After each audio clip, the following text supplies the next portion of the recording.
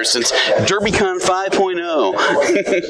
It doesn't change. All right, just you're picking up audio. Back. Okay, good. All right, cool. All right, so we're back. We're gonna go ahead and get started. So we got lunch coming in at noon. All right, so we'll go ahead and get started. Matt, you're up. I'm gonna let you introduce yourself and your sidekick. All right. And let you guys get going. Short rounds. Okay, everybody. My talk today is called These Artifacts Aren't Fiction. It's not just my talk. I'll have my co-speaker introduce himself here momentarily. So, for those of you who may not know me, and I think most of the room probably does, but if you don't, my name is Matt Scheurer. I work for a big, well-known organization that doesn't let me talk about it, but I'm an AVP of Computer Security and Incident Response, but I've got a lot of years of hands-on technical work, digital forensics, incident response, that kind of stuff is where my specialty lies, if you will. With Micah Brown there, we are the Threat Reel podcast. We've been on hiatus for a bit, but we're getting ready to change that here soon. And so if you're not connected with me on LinkedIn, hit me up out there. And you can also get me on Twitter at C3RKAH. I'm sure Pedram's going to give me a follow back, right? All right, so with that, do some volunteer work. I'm an official Hacking is Not a Crime advocate, and then I'm also a WAMSA technical mentor. WAMSA is the Women's Security Alliance. Always looking for mentors, mentees. Great organization. Check it out. Get involved if it's calling to you. I'm going to turn it over to my co-presenter here for a bit, and then we'll come back to me. I need enough.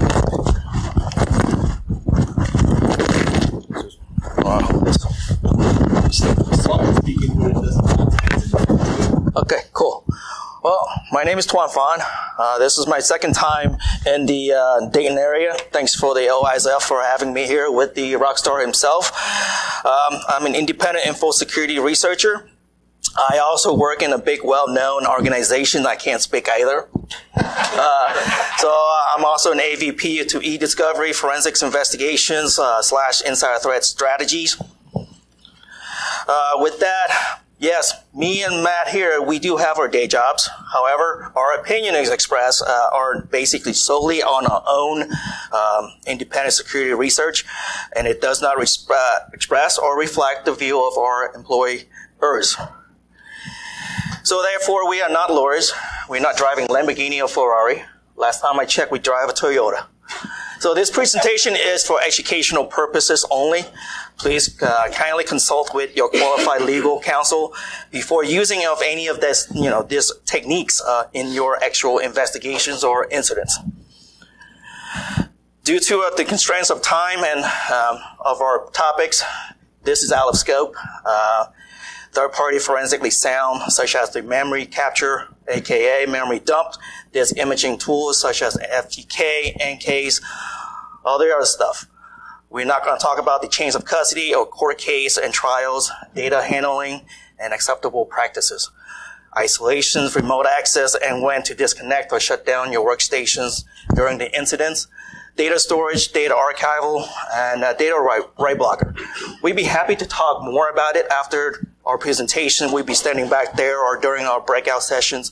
So come to us if you need to talk to any of those topics. With that, I'm going to turn it over to Matt. Let's talk about the data preservations and his SRUM data. All right, thank you, Tuan. And for anybody here in person, feel free to join us at the Troll Pub in downtown Dayton after this event. We can talk about all kinds of forensic stuff after the conference. We'll be there probably about 30 minutes-ish after the conference officially adjourns. So, just some notes about data preservation methodology. First, you want to collect a forensic image. That's the most important thing. That's working from a forensic clone, which is a working copy of your forensic image. So you have an unaltered image, and you're working from a copy of that. that. And then after completing and hashing a forensic image, really that copy process takes time. It takes time to do the hashing.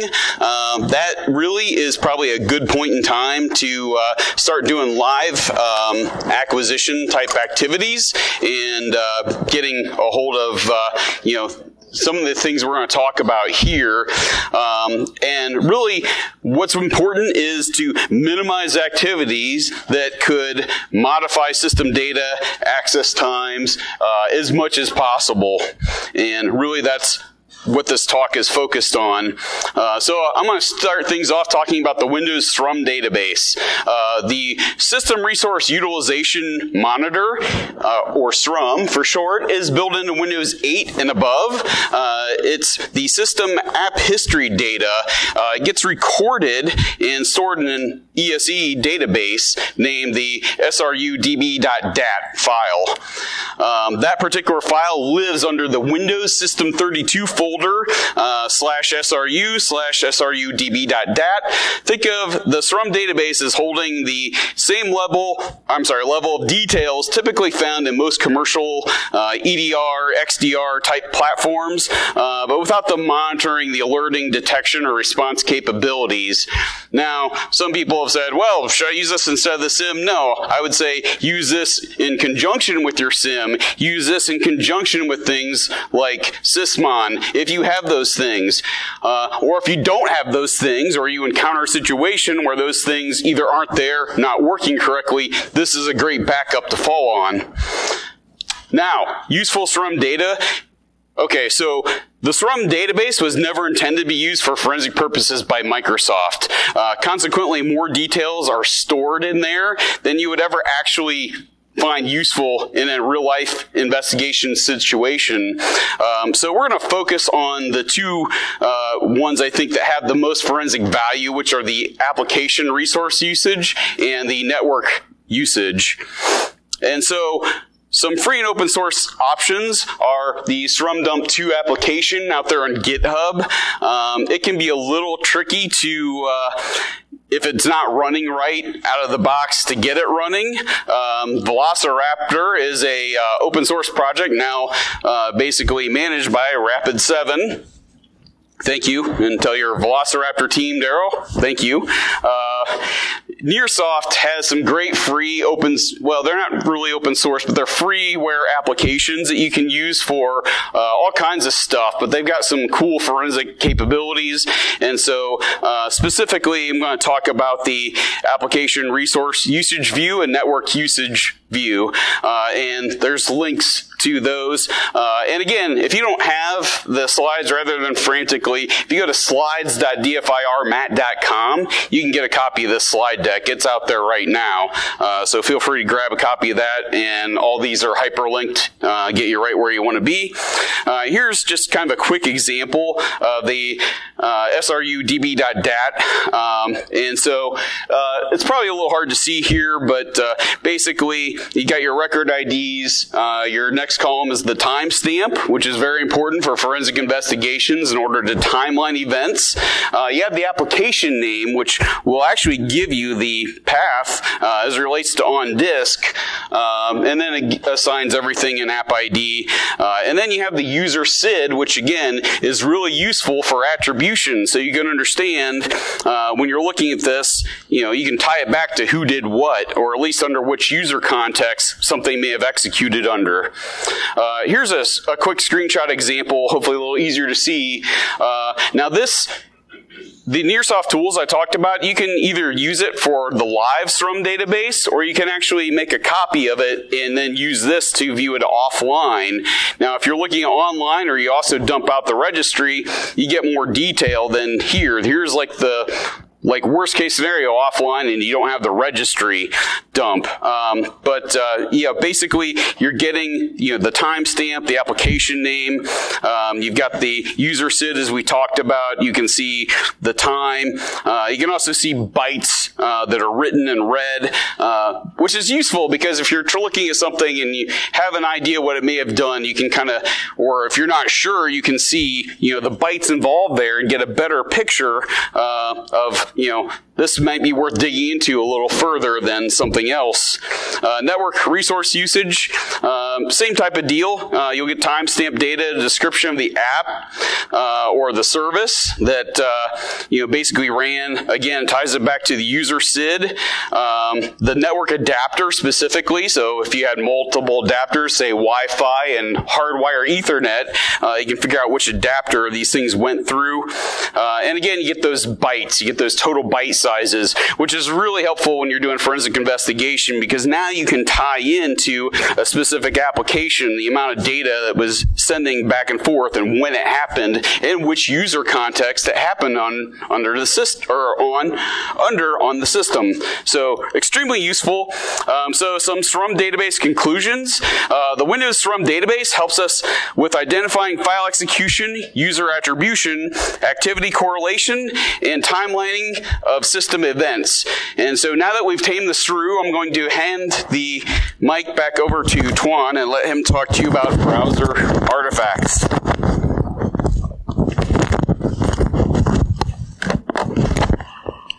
All right, so web browser artifacts, what they are, where they are, how they're important, and how do we parse those data out. What they are is basically browser artifacts are the artifacts that, left behind by your web browser or your favorite web browser on your machines, that every time you visit a website, your computer then store all this information for later use. Different browser will store their artifacts differently in different locations. Majority different naming conventions, more like folders wide, but they're very consistent. So why are they important? They're essential to digital forensic examiner and incident response. These artifacts help to identify the source of malicious attack traffics, where they go, where they've been. Also great for HR, insider threat, and other teams where they want to know, make sure you are doing any type of policy violations or not. So what tool do we use to extract the data and do the analysis? There's a lot of free open source software out there, such as the Browser History Examiner, Browser History View, Browser Download View from Neurosoft, DB Browser for SQLite, Hindsight. There's also various of third-party commercial tools for enterprise use. The artifact source coming from, such as the suspected hard drive, suspected workstation that people HR sending to you to do the analysis, forensic cloned hard drive image, memory dumped, or database or other file that user profile being dumped out for you to do the extractions. When we talk about the browser artifacts, we also want to talk about the high-value artifacts too as well, most notably the history, type of URL, search, cache, logging, cookies, form values, autofills, downloads, favorite, and then AKA, which basically the old bookmarks. We also want to talk about the private browsing. Private is AKA incognito browsing mode, which allow user to surf the web without retaining any type of artifacts on their workstations. While that's hard for forensics, but the only way for you to do that is during the memory dump in the live capture. So memory dumps are the snapshot of memory capture during the memory analysis or during the live triage. When a memory dump is captured, it's not only contain the running processes, it's also containing all the web browser artifacts too as well at that time. So you want to make sure you know the timestamp of the memory capture so you don't jump around in the wrong time frame. Here's the example of the high-value history URL. This artifacts navigation, basically provide the user where they went and where did they visit, such as malicious websites or not. As you can see, that is the tool from the Browser History Examiner. It will tell you the date, the title of the address, and the URL. It will tell you how many times the user actually hit the websites or not. Here's an example of the history artifacts path. Microsoft Edge and Google Chrome is basically the same, just different naming convention of the folder. Mozilla Firefox is a little bit different, but it's also there. Here's an example of the history parse out using the browser tool. Basically, you put in your time frame that you want, select the browser that you want to be investigated, and hit go. It will go to the endpoint, pull back the data, will provide to you the URL, the title of the URL, what time the user actually visit, and the profile that it was used. And it's also tell you what browser it was using to as well.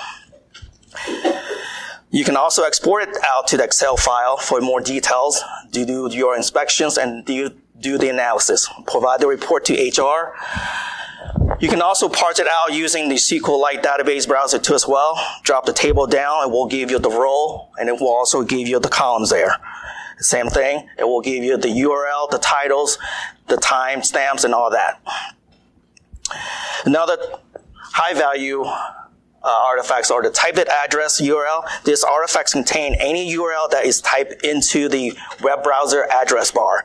That means you can just basically tell that, yeah, Matt went to www.oisf.com. You can also find these artifacts also in the registry too as well. Here's an example of the type of URL being parsed out using the tool of the browser history view. You can see there, it tells you the URL, the title, visit time again, visit how often they went there, and how did they type it in. Was it typed the URL, or was it redirect, or was it one of those links that they click on? Also, the artifacts from the registry there. Now, with the registry, it's very limited, so make sure I believe there's only hold up to 50 count. So, another one is the browser cache. It's containing cache data of various websites, such as the image file, the JavaScript file that's running on that website. Here's an example of the artifact path. And here is the cache parse using the tools of the browser history view. If you do any type of the image forensics or image investigations, you can tell it right away if, Matt here viewing any type of puppies or cats, or both. Download is also a very important artifact. It provides the file system location where the user file downloaded were saved. As you can see there's an example of the artifacts path. We can also use the SQLite database browser GUI to look at the download folder. Basically, it will tell you the download state too as well. If it's basically, this is great for malware analysis. If the user actually downloaded or not, what state it was it incorrupted, or was it downloaded successfully? Did they open and execute it or not? It will give you the timestamp and also the path of where it was stored. Here's another example of the browser download view. You can see there the file was downloaded, the download path of it, where it actually downloaded from, the time and the end time that it took to download. And then it will tell you if the user clicked it or not. So in the future trends, I anticipate growing need in performing forensics analysis within the web browser on a mobile device and in the cloud environment. More and more people were using their device more than a workstation, so everything is on a mobile device. As we look toward the future, two trends are likely to emerge. Technology, e-business, will continue to evolve. With that, the data privacy effort will continue to be a big challenge for us, for the investigators. Everything has to be privately. So it's going to be hard for everything will be stored on a workstation itself. Increasingly in cybercrime, creating new demand on talented forensic practitioner in this field will massively required. So in conclusion, while web browser play a pivotal role in the internet access, they continue being targeted by threat actors. As you can see today, all the speakers are talking about, web browser stuff. Analyzing the web browser artifacts will help the investigator understand the objective, method, and criminal activities, such as where did they go, what did they do, how did they download it, what time, and stuff like that. So examining a suspected system, the web browser logs detail remain a key artifact to most of the investigation. So with that, I'm going to give it back to the rock star. PowerShell, right? Yes, sir. Thank you, Tuan. Appreciate it. All right, so our last thing we're going to talk about here is going to be PowerShell Artifacts Collection. These are PowerShell commandlets in, yes. Yeah, absolutely. The question is the link. If you want to get the slide deck, slides.dfirmat.com. Yeah, and we'll make them available. I'll make them. Great. that'll take you to my GitHub repo. It'll redirect you there. Just go to the right year, the right conference, and you'll find the deck. Yes. All right. So PowerShell commandlets for digital artifact collection and e-discovery. The inspiration for this talk is threat actors are very fond now of using a common technique called LOLBAS, living off land, binaries, and scripts. And so we're thinking, hey, if offensive security professionals and threat actors alike can use these things, well, heck, so too, or is it too, can we? So yeah, we can play at that game too. All right, so my objectives are to leverage PowerShell to collect digital forensic artifacts from the endpoint being investigated. The presentation order that I put this in is based on RFC 3227. Join us at the Troll Pub. I'll tell you about my experiences with the authors of that RFC. And that's going to be a fun conversation. Not a long one, but fun. So anyway, the guidelines for evidence collection and archiving, specifically the section 2.1, which is the order of volatility. And a lot of times, computers are first in, first out. If you don't grab stuff in time, you could miss it. And so there might be some cynics in the crowd saying, well, Matt, the RFC says don't use the built-in tools and so forth. Understand that PowerShell is really the shell in Windows now. It's integrated into the OS. You can hash things out. So while the technology has changed, the strategies, the methodologies have not. So that's why I'm saying, yeah, you can use PowerShell for this in all likelihood for most purposes. So quick reminder, data preservation, really important here. We want to avoid running commands that will alter the system data and the access times. So to keep it as forensically sound as possible, mostly we're running get dash commands. We want to avoid importing or installing external or third-party modules for this. So as a quick warning, be prepared to defend running PowerShell as an administrator if you decide to do so. Now I'm going to talk a little bit about some potentially justifiable use cases why you might want to run PowerShell as administrator and be able to defend why you chose to run it with elevated privileges. PowerShell logging, this is really cool. So generally when you're doing investigations, you want to, basically timeline things. You want to log what you did, what the output was. Cool thing with PowerShell is it does it for you automatically. So the following syntax timestamps the start and end of our data collection process, and it also logs all the input and output results to a file for you. So you don't have to do it manually. You can use start-transcript, specify the path to the file name and the extension, and the -no clobber is just essentially append to the file. Don't overwrite the file, just append to it. And then stop-transcript will timestamp you're basically out of the file, the PowerShell log, if you will. So let PowerShell do the heavy lifting for you instead of manually timelining your stuff. Save you a lot of time and effort. The PowerShell version, helpful to get if you're doing an investigation. There's a number of automatic variables in PowerShell that store state information. Run the following to display the relevant PowerShell version information.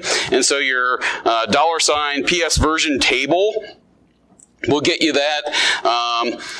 Also, if you're running a newer version, PowerShell 5.1 and up, it includes the PowerShell edition as well. So, good thing to run here. Just a quick note about PowerShell.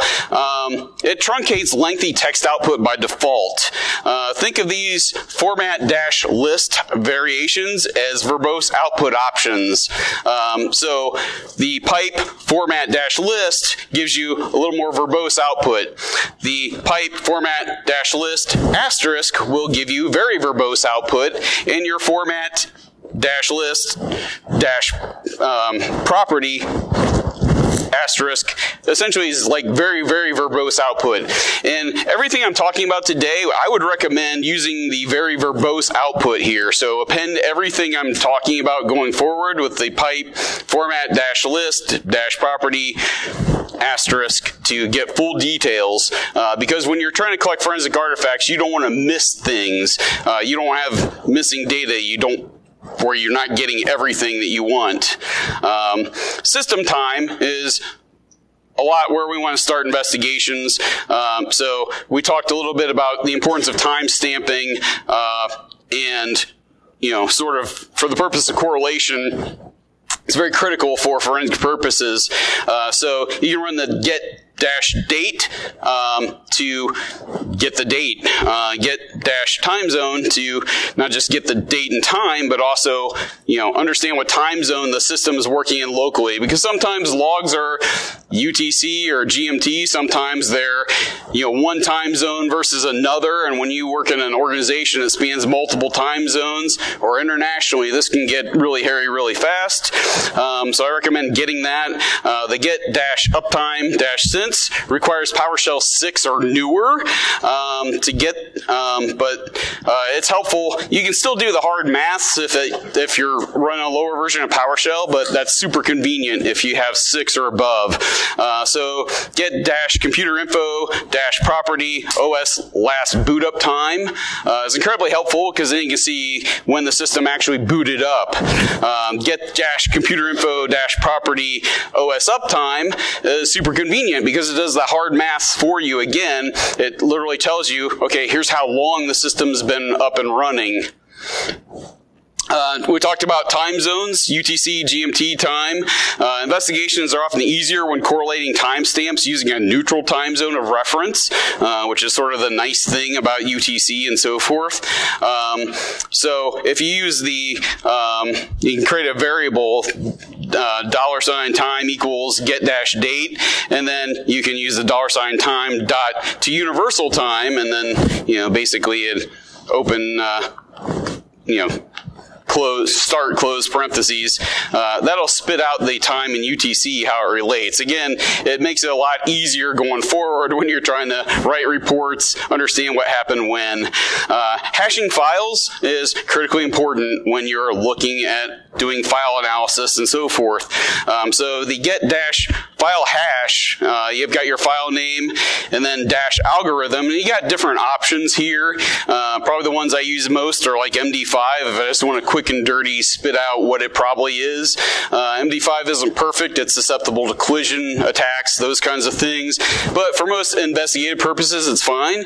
But if you really want to up the ante, you can use SHA-256.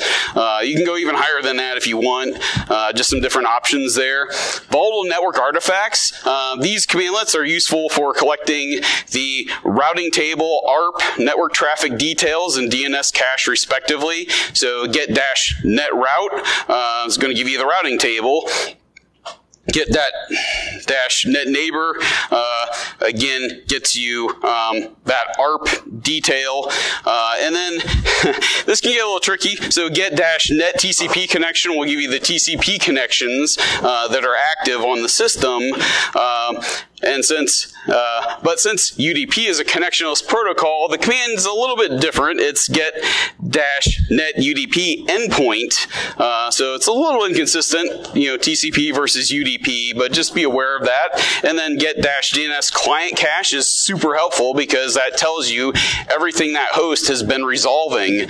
So you can get the DNS details out of that. So processes and services.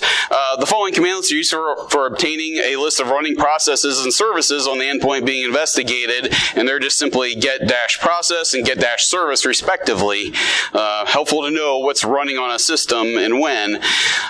So then, again, this is based on the RFC, so there's some less valuable, or I'm sorry, rather less volatile network artifacts, and these PowerShell commands will get you those. So there's a get-DNS client, get DNS client server address to see where it's getting its DNS from. Get-net IP address gives you the IP address info for the NIC. And then get-net IP configuration gets you more details beyond just the IP address. And then get-net adapter gives you the physical adapter details, points to the driver, those kinds of helpful things. And then users and groups. Unfortunately, PowerShell doesn't offer a get-logged-on users. I wish they did. It would be nice. Unfortunately, no. They don't have anything quite like that. There's a WMI query, get WMI object, Win32 logged on user, select antecedent unique. It's not perfect, though. It might miss some things. I actually, even though it's not a PowerShell command, you can execute it in PowerShell. Query user, much better. Just run with that would be my recommendation. Get-local user group, pipe select star, shows you the local groups that are on an endpoint. Doesn't mean there's users assigned to those groups, but it's helpful to understand what groups are on the endpoint. And then the get-local user pipe to select star gets you all the local user accounts. Now that's not going to include like domain accounts that might be in one of the groups we talked about earlier, but it does get any local accounts that have been added to a particular Windows workstation. So that's really helpful. And then get-child item, the C:\users folder. It's not perfect because there could be something that removes those details, but generally it gives you a good idea of who's actually logged in to a workstation, whether it's a domain account, local user account. It's helpful to see, okay, these accounts are likely the ones that have actually logged on. Just because an account has access to a system doesn't mean it's actually logged into it. This just kind of helps you narrow things down a bit, which is why I put it in here and recommend that. PowerShell has different execution policy settings, so you can use the following to get the current execution policy and the policy for each scope in order of precedence. So get-execution policy, it'll tell you if something has to run signed scripts, unsigned scripts, those kinds of things. The get-execution policy-list tells you how those are applied, if it's a domain user versus if it's a local user, those kinds of things. Clipboard, auto runs, and tasks are helpful to collect, and so you can use these to retrieve text stored in the Windows clipboard, the get-clipboard. Now note, that's for the logged on user. So if you sign off a user account, you log in as yourself, you're not getting what you're probably hoping for. So this is, boils back to that live collection stuff we talked about earlier. You can also use get-sim instance Win32 startup command, which is super helpful because that tells you what's running on the system automatically. Of course, one of the first things any offensive security person or a threat actor is going to do if they compromise an endpoint is establish persistence. This kind of, that's a very common method for things that are automatically running on an endpoint. So this command will tell you what those things are. And then also scheduled tasks are another thing that get abused by offensive security folks, threat actors. Get-scheduled task will dump out the scheduled tasks on the endpoint, which can be really helpful later on for analysis. So host details, you can use the following to collect additional details such as installed drivers, programs, hotfixes, disk drives, system details, and other OS information. So the get-windows-driver-online-all, that's one of our use cases for running it as administrator. You have to run as PowerShell as administrator to get those details. Why would you want drivers? Well, modern day rootkits, one of the most common methods for that is through drivers. Basically, this will tell you what drivers are, on a system. So that's why that can, just one example why that might be helpful. Get-package tells you all the Microsoft, all the software that's been installed on the system through normal means. May not get you, for example, self-executable programs that aren't actually installed, portable applications, if you will. But the things that have been installed, it'll get. It can also see what hotfixes have been applied to a system. Might be useful in understanding if something was compromised. Was it patched? Were we missing an important hotfix that may have prevented this? Get PS drive tells you about the physical drive, disk drive, as it relates to the Windows OS. Again, it's just good, useful information to have. And then the get-computer info gives you all kinds of stuff. Computer names, domains, that's where the time stuff is stored, for boot times, all that kinds of stuff. There's a ton of info in there. So I do recommend getting that. Now, here's another pain point. If this was possible, it would have been earlier in the slide deck, I promise. But there's significant challenges in obtaining a list of open files on the system. Like, other than when it gets to fileless malware, like this would be really great stuff to have. So you can use the get-smb open file, but it only shows files that are open from that endpoint from the remote system, not what's locally running on as the local logged on user. And also, that's another use case for running PowerShell potentially as administrator, so you can run that command because it requires it. Now, here's what's awesome. There is an open files/query that would give you exactly what you want of all the open files on the endpoint. Here's the caveat. If you run it by default, Windows is going to say that the system global flag maintain objects list needs to be enabled to see the local open files. So you might think, well, I'll just turn that on and rerun that command, right? No. I wish. So the open files /local on actually does turn that on an endpoint. Again, that also requires those elevated administrator privileges. However, you have to reboot for that to take effect. And of course, once you reboot the system, all the volatile data that was in memory, for example, like a lot of stuff disappears. Forensically, far less than ideal. Now, you can proactively turn that on. I will tell you, there is a performance hit on the OS for doing so. How is it going to impact your workstation? Can't tell you that. You really have to do your own baselining to determine in your organization if you want this to be the standard, what is it going to impact? Can we put it on, certain groups, for example, not others? You just have to experiment, baseline, and see how that plays out.